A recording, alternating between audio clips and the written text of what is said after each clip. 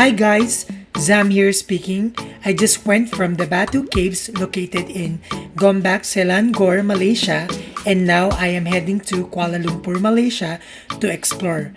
And this is the part 2 of my Malaysia day tour vlog. So, let's go guys! What's up guys? I'm here now in front of Petronas Tower. So I'm just gonna here for a day guys. So anyway, day tour lang ako dito sa Malaysia cause sa Singapore talaga ako nakabook ng hotel. So after a day tour here in Malaysia, I'll be going back to Singapore. Alright guys, so before I explore Kuala Lumpur, Malaysia, I made sure that I have enough cash. So I exchanged my Singaporean dollars to Malaysian ringgit. So whenever I want to buy something, I can use that money to pay. That was legitness! Hi guys, so nakakaloka kasi papunta ako ng Shinki beef noodles. Tapos nung nasakyan kong Grab, pumasok dito sa may way ng Central Market. Eh, bawal pala ata pumasok yung mga kotse dito. So, kaya pinagtitingin kami ngayon. Kakaloka.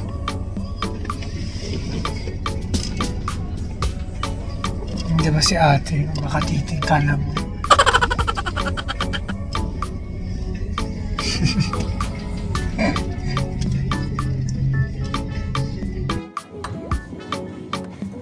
So you buy around here lah. Okay.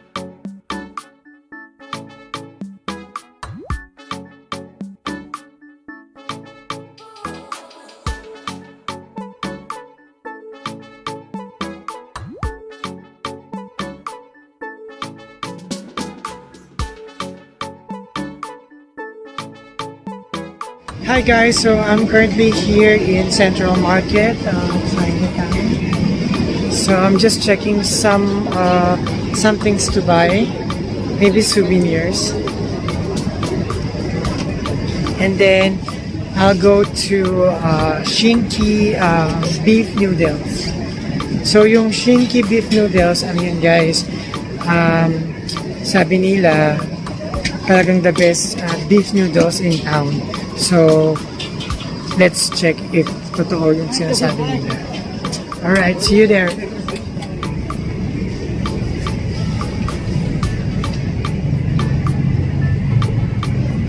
Okay guys, so finally I've reached the Shinki beef noodles, but oh my god guys, it's closed! What just happened? Oh come on, this can't be happening. I'm so hungry. Oh. So guys, close to Shinki beef noodles. So medyo nasad ako, pero parang merong part here, somewhere here. So I'll check it out. Oh my god.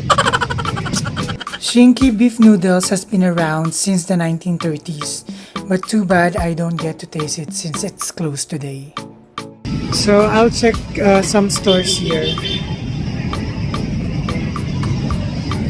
I feel bad that this one is closed.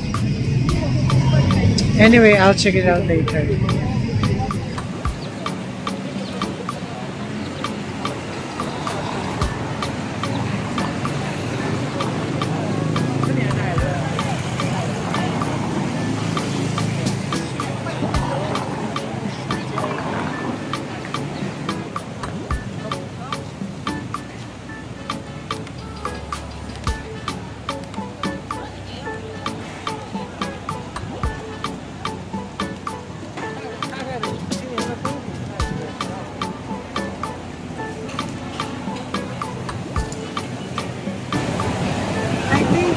This one is okay as well.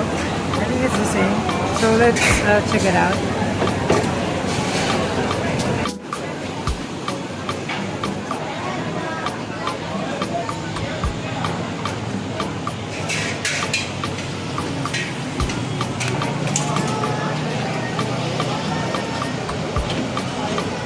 So guys, blockbuster pala sila dito. That was legitness. Kaloka, wala nang table.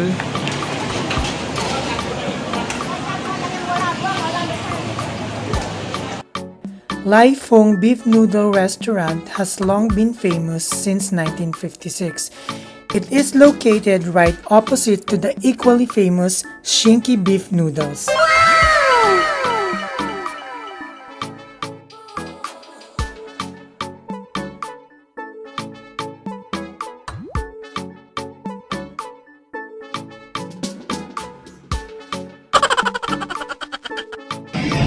Okay. Hi. Can you explain what is this? It's a flavor. Oh, So can you explain what is this? Milo. Yeah. So this one is Milo. Milo dinosaur. Milo dinosaur. Okay. Thank you.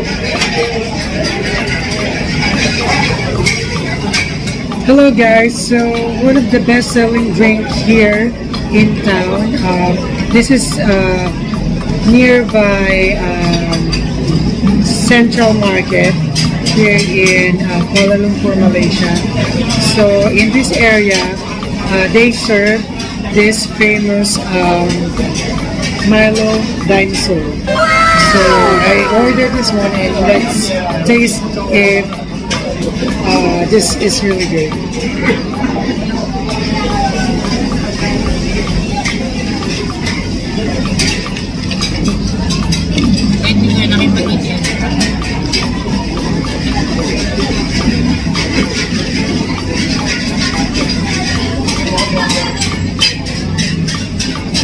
Okay, anyway guys, verdict. This is not the usual Milo we have in the Philippines. So it's sort of between bitter sweet. But it's really good, I like it. Since I like coffee and I like Milo as well. So it's kind of like a combination of Milo and coffee. And it's good. So thumbs up.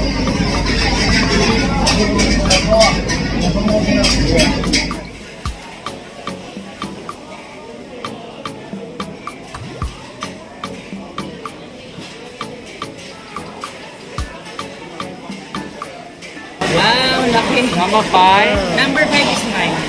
Okay. Number 1. Yeah, I give it How much? chopstick. 28. 38? 28. Dami nila yun niya. 38? Sabi niya 30. Sorry, how much again? 28. 28? Easy ka. You're from Thailand? Philippines. Oh, Philippines. I thought you're Thailand. You look like Thai? A bit.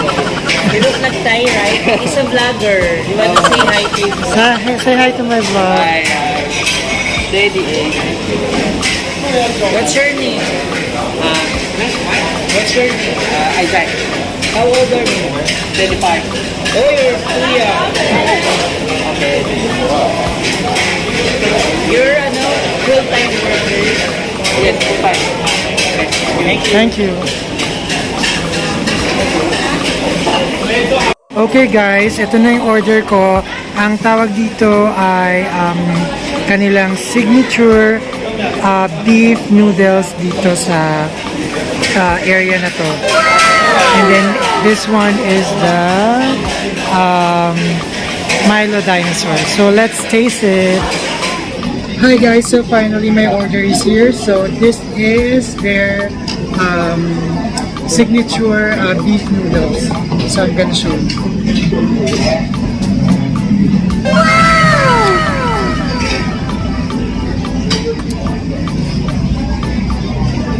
So there. So let's taste it.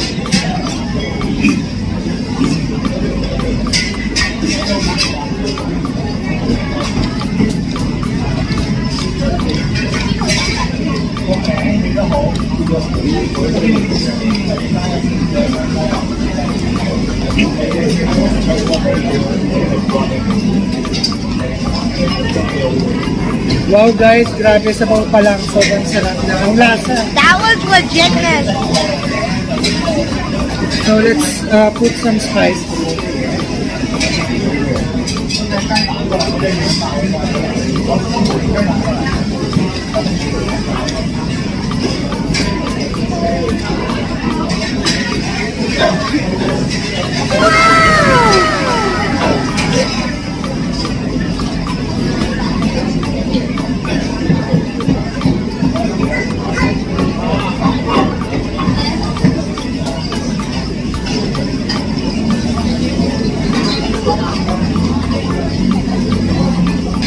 Hey guys, so by the way, the special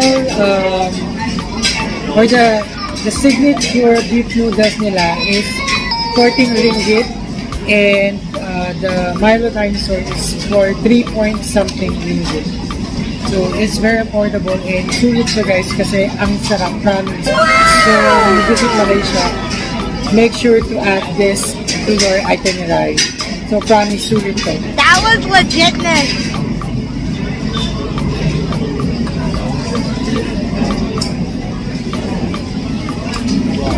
Tapos ang laki ng servings guys. As you can see naman, di ba?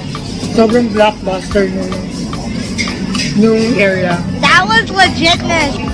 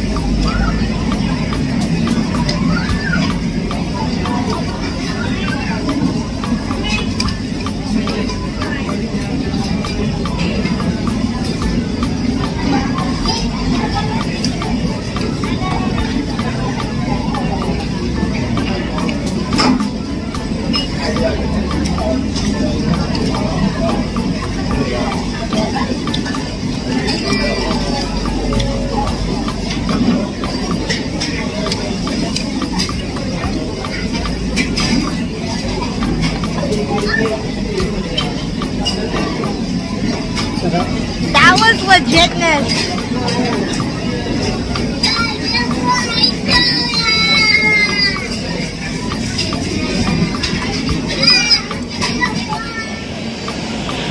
Okay guys, so I actually planned to visit this Yi or Shinki beef noodles kasi sabi nila ito yung best noodles in this town. However, it's closed today. So I checked the other side, which I am standing here right now. This one is the Laifong restaurant. So this Laifong restaurant also offers beef noodle. So this is where I ordered the signature noodle. I'll show it to you. So I ordered this one, the signature mixed beef noodle, and the taste is really nice. So I love it. So business hours, yan guys, pag mag-visit kayo. So ayun nga guys, sulit naman yung visit ko dito kasi nakatikim pa rin ako ng sobrang sarap na beef noodles. That was so if you legitness. are craving for beef noodles here in Malaysia, so you should go here sa Laifong Food or Laifong Restaurant. Yeah. So that's pretty much it.